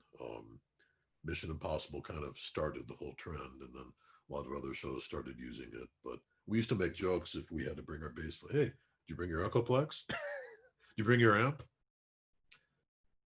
So it's just, and pan flutes, penny whistles. I mean, that they all have their own inherent sound qualities and sound problems, sound challenges. I remember talking to Geraldine Rotella. She was playing on a movie I forget the name of the movie, but whoever the composer was, she said that he wanted the mics to be right up on the flutes. And of course, if you're right up on your embouchure, you're going to hear, like what I was explaining earlier, you're going to hear all the artifacts. You're going to hear all the air sound, and you're going to hear some spit sound, and you're going to hear some undesirable components of your sound. Whereas if you start to back up a little bit and you get some air between you and the mic and get some room in there, it's going to sound a lot better. Even with that Deca tree that I was talking about before, you go into a studio like Sony, which is a beautiful barn-like, it's an amazing sound. Everybody sounds great in there. And if you go with the Deca tree and you're playing a flute solo, or they're making you play alone, they're making you stripe, it just sounds wonderful in there. It's just a great sounding room. So why mess with that? You know, as you get closer and closer to the source, you're gonna end up focusing more and more on the components of the sound that you don't want to be focusing on. So You know, that's a good point to make too. And that's something that any students that are here or that watch this after the fact that don't play yeah, flute, they can think about how that translates for their instruments, regardless of what the instrument is, voice or any other yeah, instrument. I remember when I was studying with Anne yeah, Zentner, yeah. and I was listening to her recording of the Brandenburg concertos, and I was asking her a question about the recording, and I don't know how we got talking about miking, and I asked her something about how to best mic a flute, and she said, as far away as possible. Yeah, yeah, And then she said the same thing, if it's too close, you've really got to do that dance between, yeah, like you were talking earlier, finding the sweet spot, because if yeah. it's too close and you get the stuff that you're like, ew, I don't know Yeah, if I you know, it's love. interesting, and I noticed this. I probably have some of it myself, but if you're sitting next to a flute player in the section or an oboe, whoever you're sitting nearby, you will notice things about them and their playing when you're sitting right next to them that you would never hear, out in the hall, or if it's a live concert, or on the other side of the scoring stage. But um, you're sitting next to me, so wow, that's really, whatever that is, that's really prominent. And, like sometimes, as we get older, I've noticed this with myself, you can hear the throat noise in the vibrato sometimes, like that kind of a thing. You just hear the structures in there are making are making their own sound. Um, the vibrato itself comes out and sounds beautiful, but you're wondering how much of the mix of that throat noise or whatever it is getting into the sound of the flute itself, and you're hoping that it doesn't. I noticed this more with oboe players, actually, because of the resistance factor there. That you will notice that weird throat noise, um, and then other times you will hear, like with clarinetists, you very often hear the escaping air outside of the mouthpiece. No, I'm not going to get my clarinet out, and no, I'm not going to do that. Um, you can be aware of that too.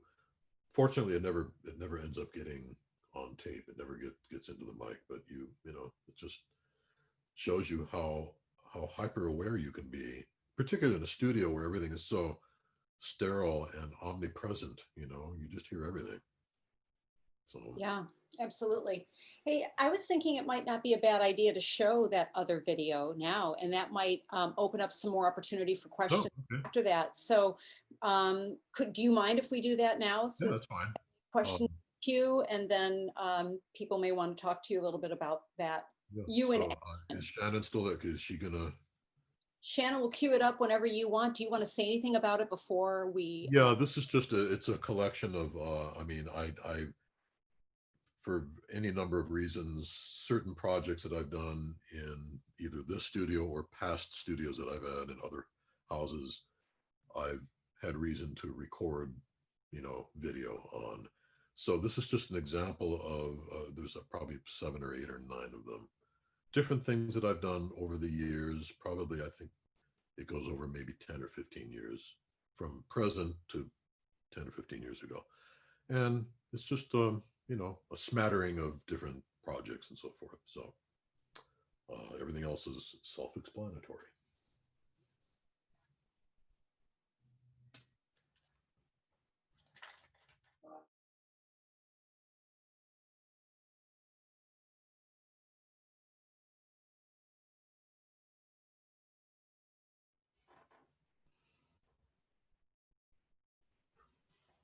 And we're live. Amazing. I mean, I put this in the chat, but it's like, you were the voice of the 24, like, Oh, no, no, no. That was a demo. oh. They give us old scripts, you know, That's fantastic. promo things and whatever. So I just thought I'd throw that in just to Well, keep you off balance. you could have been. You could have been. It was either you or the guy that used to go in a world. Yeah, that's yeah, I met him actually. He died about 10 years ago, I think. Anyway, his wife, his widow is a great singer named Nita Whitaker, and she sang on a couple of my songs. She's a good friend of a friend of, anyway, it's all interconnected, you know. Really is. It really is. I mean, we all, yeah. And that would be a whole separate. Yeah, his name is Don LaFontaine. He was the voice of God, they used to call him. Yeah, I remember his voice well, and I do remember when Yeah. he left this world. It's Yeah. what a great voice he had. Yeah. I have a few more questions, but a student just chimed in, Alyssa Miller, one of our graduate students from Cal State Long Beach, also in my remote recording class, who Yeah. has a question for you, and she is a flutist. Mhm. So Alyssa, why don't you unshield yourself so you Unmask yourself, otherwise we're going Hello. to have the FBI do it. Hi. Hi. So I have a quick question for you. So in that video, were you doing most of the editing yourself, or did you have I someone else did. do that? No, I did all that myself. I was using Final Cut Pro. Okay. And actually, I was using an older version of it because a lot of those videos were done 10, 11, 12, 13 years ago. I had my desktop Mac and I had Final Cut Pro 6.1. Now they're up to version 10, which I also have, but I haven't done a video in probably 5 or 6 years. So I need to get back into it. But the architecture has changed.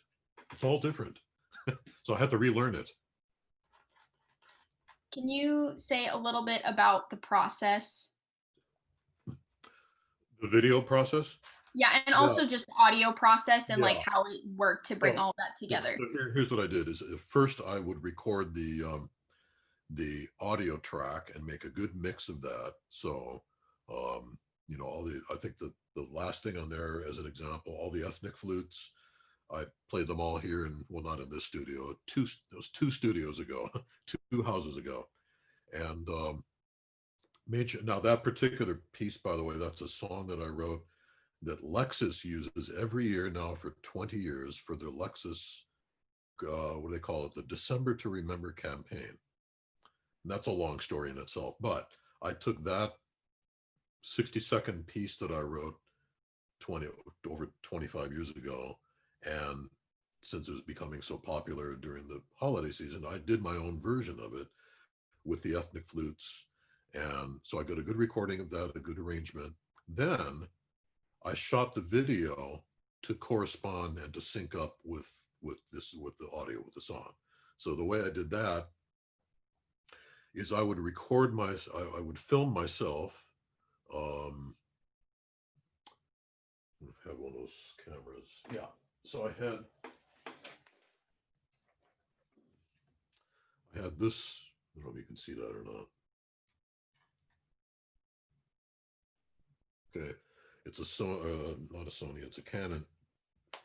So I had 5 of these. I think it got so cheap that they're like $1,000 each. So I got 5 of these, mostly because I was doing, before that, I did a thing called the fretless flute technique video tutorial, which I did with 5 cameras, one on the side angle for the head joint, one on the foot joint, one in front, one behind, and then one for narration. So I had 5 cameras going simultaneously, as I also did with a lot of these ethnic flutes on the one that you just heard. Then I would take that footage where I was playing along with myself to my pre-recorded track. So it's kind of lip syncing, I guess you would call it.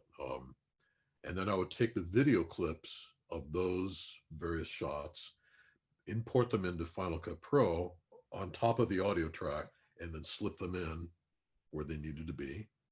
And so once all of those were in sync, then I had my basic project.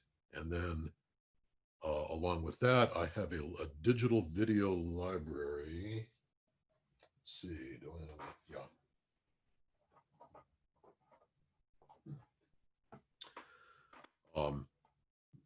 It's called Digital Juice. And this is a collection of about 30 or 40 DVDs that had all kinds of background effects that you could overlay and underlay either behind you or in front of you. And the other thing I should mention is this is all done in front of a green screen. So when I did all my flute shots, I was shooting, you know what a green screen is, right, you guys? So I had to light the green screen by itself to make sure there were no dead areas. And then I had to have a soft box in front of me as the subject to light the subject. So there were no green fringes around my clothing. And of course, I didn't wear anything green, so you wouldn't see a hole through my body. And so I shot all of my video clips in front of a green screen. Then once I was able to import the alpha channel of that image, I could put whatever background I wanted behind me from this Digital Juice company. So for this particular one, since it's seasonal, I had a lot of snow shots and Christmas trees and whatever you saw in the video. That was all part of this company called Digital Juice. I just used their digital assets, we call them. And that's how I created the video. It took about 2 or 3 weeks to do that. I actually had to get permission from Lexus to record my own song because they own the copyright on it. And they granted me, I had to pay a licensing fee, I don't know, a few $100. They said, what is it for? I said, it's just YouTube. I'm just making, oh yeah, go ahead. Just pay us a couple $100 and we'll call it even. So that's been, the version I just showed you is not what's up on YouTube. I put a different version on there. So that's kind of the process, if that answers your question in Yes, a long-winded way. thank you. Steve, I would love for you to speak a little bit about, I've heard you say this at Summer Arts with our students there and just sort of conversationally, but, you know, I said at the very beginning of our time today that, you know, if you Google 21st century versatile musicians, you would see a picture of Steve, you know, jokingly, but seriously, I mean, what Steve has created, this career that he has created is really unique and amazing and inspiring and so it's not what we train to do, right? In college, you know, it's like we learn all the building blocks, the theory, the music history, all of the stuff, and we learn how to play our excerpts well, and then we're set out there in the world to do our thing. And I love, Steve, you tell the story about when you subbed for your father with the Chicago Symphony, and yeah. just how you crafted this. And since we don't have any questions right now, I'd love to spend the next few minutes talking about this, just because I think it's really a fascinating journey that you've had, and it's incredibly inspiring. Yeah, well, thank you for the question and for the compliments too. You know, I've using your word circuitous, that is the word that best describes my career path, I guess you could call it. Because, you know, when we're in school, we sort of have a very single purpose with what we think our career is going to be, a very single-minded purpose. when I was at Eastman, when I got to Eastman, I had been playing tenor saxophone in the high school jazz ensemble. I was playing bassoon in the wind ensemble. I was playing principal flute in the orchestra. I was playing electric guitar in a rock band. I mean, I was all over the place, all over the map. But I knew that when I got to Eastman, I'd have to focus, right? So all the other stuff went away, and I decided I'm going to follow in my father's footsteps, or I could father in my father's footsteps. Um, and I was going to be an orchestral flutist or piccolo player. Um, but all of that went out the window by the end of my freshman year because I realized that when you come from being the best in your school and you're thrown into a pool of players who were also the best at their schools and maybe even a little or a lot better than you, and you're hearing not only your incoming class, but the sophomore and the junior and the senior and the grad students, and you think, oh my God, the competition is fierce, and that's just from this school. Then you realize that now you're competing with the Juilliard people and the Indiana people and the New England Conservatory people and the CC, all the big music schools. They're all going to be graduating, however many they graduate per year, and they're all going to be competing for that one job. I very quickly realized that that was not going to be in the cards for me. So I re-employed all of the other things that I'd left from high school, and I made it my mission to be as versatile as I could be so that I could seek a gainful employment. Now, there are plenty of people out there that are doing workshops and master classes. One person that comes to mind is Trevor Y. He has his 9-month flute studio, right, that he's been doing for decades now. And one of his calling cards there is that he prepares you for a career in the freelance world, right? And a lot of other people are doing the same thing, and I'm kind of doing that too. When I came to Summer Arts a couple of summers ago, I was definitely trumpeting that, that you need to be as versatile as you can because you never know where you're going to find employment, and the more versatile you are. I mean, I have this old saying that I use. You've heard the old saying, "Jack of all trades and master of none," right? I've repurposed that motto, and I came up with a new version of it, which is um, "Jack of many trades and master of several." And you go one step further than that: "Jack of many trades, master of several, and a virtuoso of one." Pick one thing that you're going to be the very best at in the world. I mean, you may end up not being, but that's a goal to try to attain. I knew I was not going to be the best flute player in the world. We had Ron Paul, we had Galway, we had, everybody else that came afterwards. There's no way I could compete with that. So I had to recalibrate myself. What I ended up being the best in the world at, and this was completely by accident, is my fretless flute technique, which happened very organically, very accidentally, and all of a sudden it opened up doors for me in my career that would not otherwise have been opened. You know, oh, there's the guy that bends notes on the flute, so that became the thing that I was known for, and I only say that I'm the best in the world at it because I'm the only one that does it. So Can you show us a little bit? I mean, everybody saw it in the video, but I don't know if they yeah, realized what they were seeing when they were seeing it. But the sound was kind of chunky.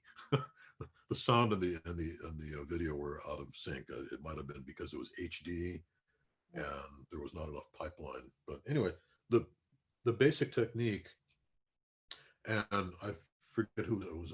Alyssa Miller, I think, was asking me about how I did the video. The very first video that you saw with the fretless technique, that's what I used 5 cameras on, because people for years I've been doing master classes on this in clinics, and they said, man, you got to write a book about that. Well, it'd be hard to write a book that is so visual. You'd have to have diagrams and you'd have to have, you know, pictures. And I thought it would be a lot easier to just put out a video.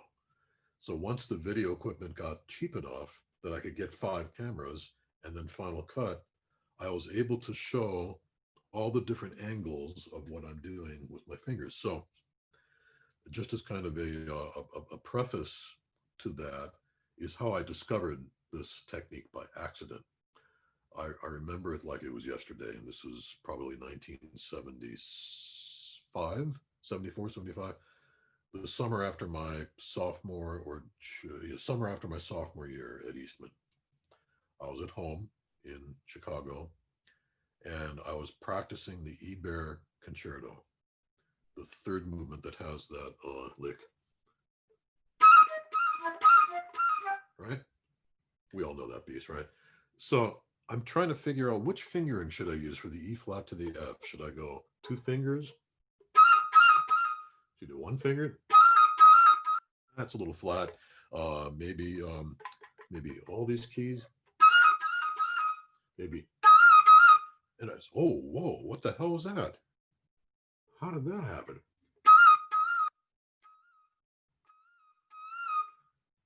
To make a long story short, my fingers got a little lazy, and they ended up being, instead of, convex with the nice curve on it, they ended up being flat.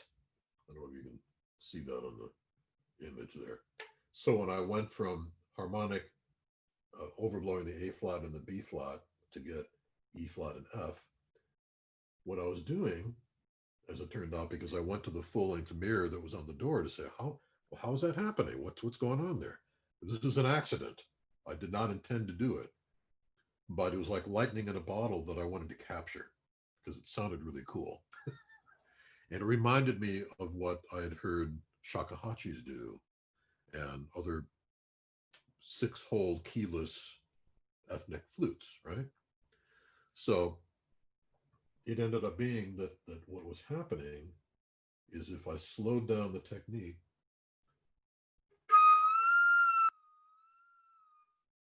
is that I'm lifting the fingers off the holes first, and then the keys, the actual key work follows, you see? So it's like,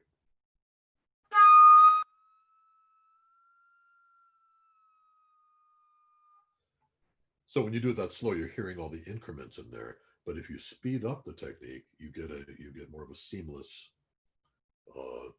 portamento.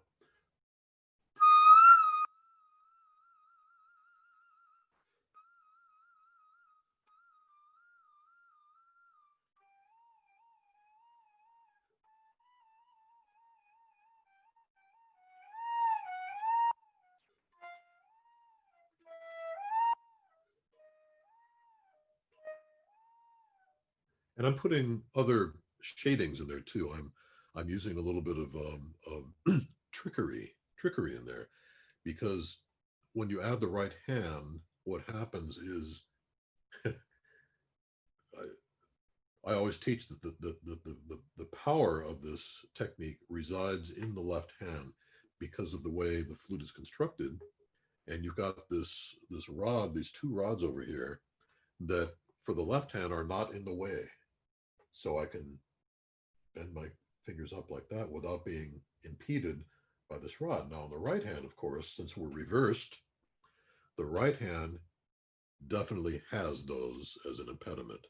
So if I tried to do in the right hand what I do in my left hand, you feel that resistance there. So the only way around that would be to reverse my right hand and play like that, which is, not good for you. That would not make a body mapper very happy, would it? So, No. So what I had to learn to do is to connect up the right hand to the left hand, keeping in mind that the power of the technique resides here. So if I wanted to add the F sharp to start with, I don't know if you can notice, but I disappear very quickly when I leave the F sharp and then come back very quickly, dynamically, once the energy of the technique is transferred to the left hand. See?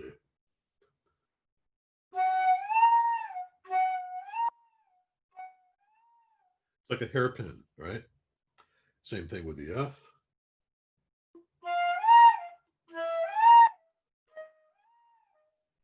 Okay. Right, just hairpins. So it's kind of a smoke and mirrors trick, I guess. once I had that technique developed, and this developed over 3, 4, 5 years, I went back to Eastman for my sophomore year. This actually, I lied. This is between my freshman and sophomore years when this happened. So I came back and I had this new gimmick, right? I could bend notes, but it didn't start out being all the intervals. It started out just being, a whole step and then maybe a minor third. It was over the next 3 or 4 years that I started to enlarge the technique and get to the right hand and expand it. By the time I moved to LA in 76, 77, 78, I was practicing in my little apartment on a E flat Lydian scale.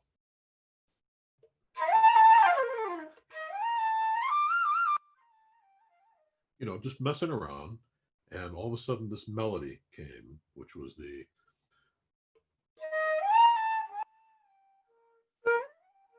was trying to figure out, how do I get from the B flat up to the G? Because you can't portamento up to the G. So I figured out a way to portamento down to the G, a minor third, and then shoot up the octave.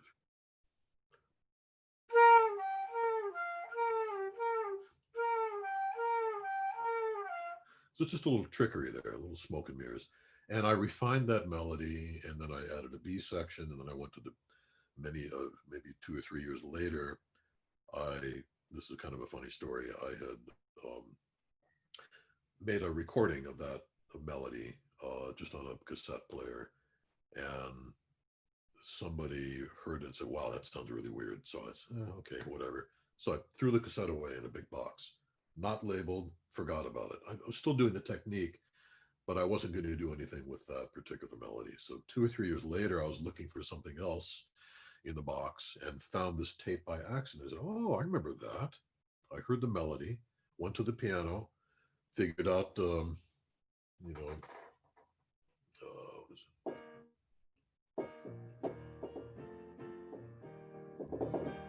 you hear that at all? It's So a little soft, but I could hear it.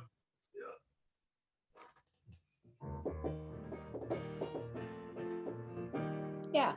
So by putting an F major chord and an E flat major chord over an E flat drone, I took away some of the weirdness of it, of the Lydianness of it, and turned it into what ended up becoming a song. And my friend Bill Pearce helped me arrange it, and then I got the CBS record deal, and that was based primarily on the strength of that song, because the lady that was at CBS at the time was a flutist herself, and she knew my last name from my father, because I think she may have auditioned for him at Northwestern. Didn't get in, but she ended up going to, is it Michigan, where Bill Montgomery was, or Robert Cole. I always mix them up. Robert Cole was, wasn't he in the Midwest somewhere? Bill Montgomery was on the East Coast. He was okay. Yeah, so it must have been Robert Cole. But she recognized my last name. My publisher had my tape. We had done this whole album. I just paid for it myself. And my publisher was shopping. We got turned down by 10 labels. And by a circuitous route, it ended up on the desk of this lady, Christine Reed. She loved the music and recognized my last name. Next thing you know, I had a record deal with them. So, but like I said before, this technique opened up so many doors for me, because my colleagues thought it was really cool, and Tom Newman thought it was cool. And the 35 movies that I did with him all used snatches of that technique and the whistle tone stuff, and my marimba technique,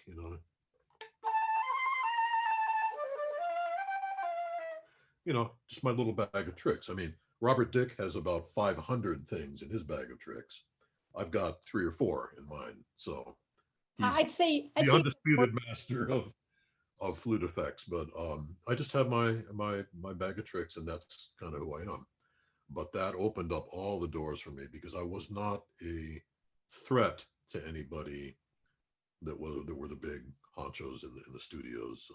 I fit into the sections. I could be a role player. I could do piccolo. I could do section. I could play principal. Whatever they needed me to do, I could do. but that was never the goal. My goal was to get my music out there, and the studio career was kind of something on the side that turned out to be very lucrative. But you just never know, like Siddhartha, you never know which way that river is gonna go. So it just helps to be, we're talking about studios, home studios and remote recording. Like I mentioned earlier, I got into this 35 years ago, back when there was no remote recording. We just wanted to be able to write music and do our demos and whatever. And I was such a gearhead already back then that it just kept expanding. Now I've got all the stuff and I don't actually need it anymore. Everything that I need is in this box, is in this laptop. All the big synthesizers and keyboards, it's all been shrunken down, and they're now called soft synths. They're all software-based synths and samplers and recording gear. It's all in the laptop. That original Mac that I got for my first studio, where I had a keyboard, I had the Mac, I had my flute, a cheap mic, and maybe a drum box or something. That Macintosh had a 15 megahertz clock speed. This laptop that I'm speaking to you on right now, that we probably all have, has 8 2.4 gigahertz clock speed processors, which means one of those is 150 times more powerful than the original Mac that I had. So 150 times 8, that's what? 1,200 times more powerful than the original Mac in my first studio. Amazing. What do they say, that every 18 months, everything doubles?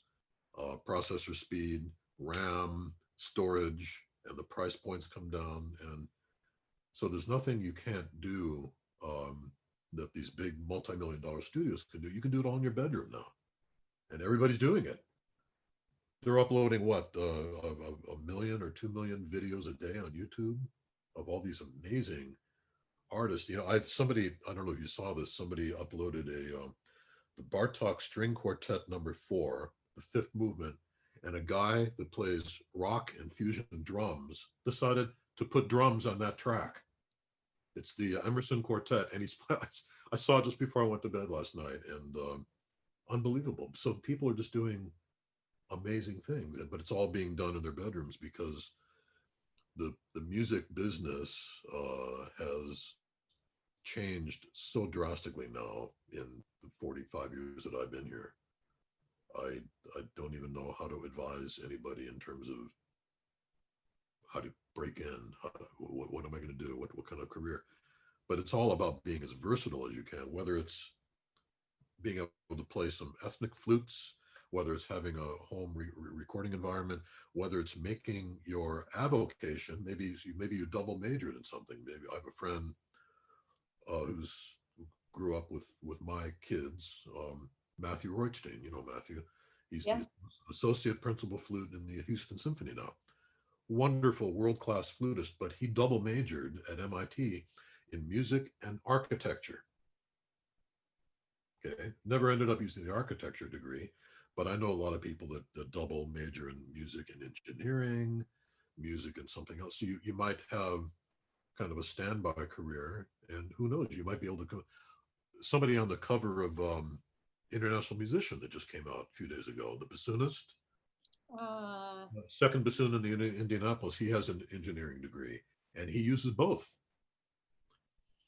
Half a career is his bassoon playing and teaching, and the other half is all these inventions that he makes and applications. Amazing. So the world is your oyster. It's the old. So just go out there and grab as many pearls as you can, and don't limit yourself. Don't cut yourself off from anything. Just go where the river takes you. Great advice, Steve. Really great advice. How lucky are we to have had this couple of hours to just pick your brain and hear your journey, and thank you. Thank you very much. I'm looking forward to Summer Arts this coming summer, and to seeing where all your careers take you. It's I love hearing success stories. I want to make a couple of recommendations before we sign off. 2 books that I think your students would find interesting. This is called, you can put them up on the chat or whatever. Hollywood Studio Musicians. This book was written in 1971, so this is a real time capsule. All of my mentors, Sheridan Stokes and Louise and people like that vintage, a lot of them are interviewed anonymously in this book. There's about 50 musicians back in that day, late 60s, early 70s, that are in this book. It gives you a real idea of the sociology of and the anthropology of freelance work in Los Angeles or any big city. In fact, this was written by a guy named Robert Faulkner, who was a sociology doctoral student back then and an amateur pianist. And he had a few friends in the studios, and he thought, hey, this would make a great thesis, a great a PhD thesis to study what makes the studio world happen. So that's a great insight into that. And then this other book is called The Long Tail by Chris Anderson, who's the editor of Wired magazine. And the long tail referring to, let's see if we can find a diagram here. Yeah, so here's the tail. So at the top of the tail, you have all the people that are selling 5 million records and writing books that are on the New York Times bestseller list and the big hit movies. And then at the end of the tail, this side of the tail, you have all of us people that are doing our things in our bedrooms and putting stuff out on YouTube. And we're selling 20, 30, 100, whatever it is. We're at the infinite end of the tail. And because, as Chris Anderson says, the tools of production have become democratized, meaning we can now do with our laptop and our video cameras and our microphones anything that the top movie studios or recording studios can do. Okay, we can. It's all in the box. So there's no barrier to entry anymore. So the world really is your oyster. The other recommendation I want to make is a movie. It's a documentary called, I took a picture of it. It's called Recording in Progress. This is the whole history of the studios, the physical studios in Los Angeles from the 1960s all the way through home recording. It's a 1-hour documentary. It's fabulous. It's an amazing documentary. I kind of think of it as a companion piece to another documentary you may have heard of called The Wrecking Crew. You know about that, Rena? Yeah. And that focuses on a group of maybe 20 or 25 musicians that all played on every record imaginable in the 60s and early 70s as a backing musicians. But this is an amazing documentary, Recording in Progress. Highly recommend. There you go. Oops, somebody's talking, but I can't hear. That was me. Sorry. I just wanted to thank you so much for being here. Thank you so much for doing this. Sure, my pleasure. Extraordinary of you to give so much time and so much information. And I sure hope that we can do this next summer in person at Summer Arts. So just to Keep our reiterate, fingers crossed that the pandemic there, there will be. And so we'll Yeah.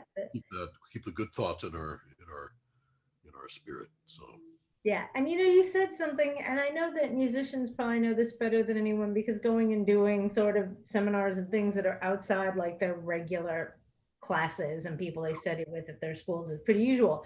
But when you talked about getting in an environment where like you were the best flute player in your school and then you weren't the best flute player and that, I think that's one of the things that I love about Summer Arts too, is especially for a lot of people who haven't had a lot of experiences outside their own little bubble so far. It's crazy to be in a class with instructors like you and Rena and all the people she's bringing, and then all the other students from all over the world who come to do this and show you where the bar is. it's kind of like it's the old expression of big fish in a little pond for a while, and then you're a guppy right. in a big lake. Yeah, you don't even know how to be a bigger fish until you see it. until you know? see Finding Nemo. Then you understand. Then you get some perspective. Thank you all. Thank you, Shannon, for running tech. you, Thank you, everybody. Rena. Thank you, Steve. We'll see everyone. Rena, when's the next class? I was just going to say, I wrote it in the chat, but next Friday, same time, same place.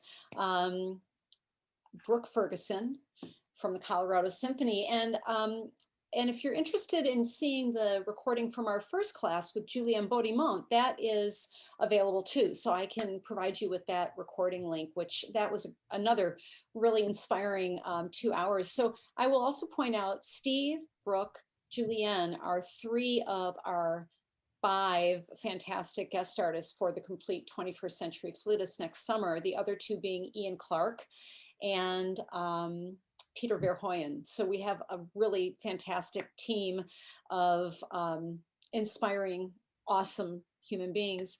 And summer arts, you know, for those of you who want to learn more about summer arts, go to the csusummerarts.org website and or reach out to Joanne Sharp. And I'll send a follow-up email to everybody. Cool. All right. Steve, thank you. Thank you. Thank you so much. Have a great day. See you You soon. stay well, everybody. Thanks again, Steve. Bye. Thanks, Rena. Bye.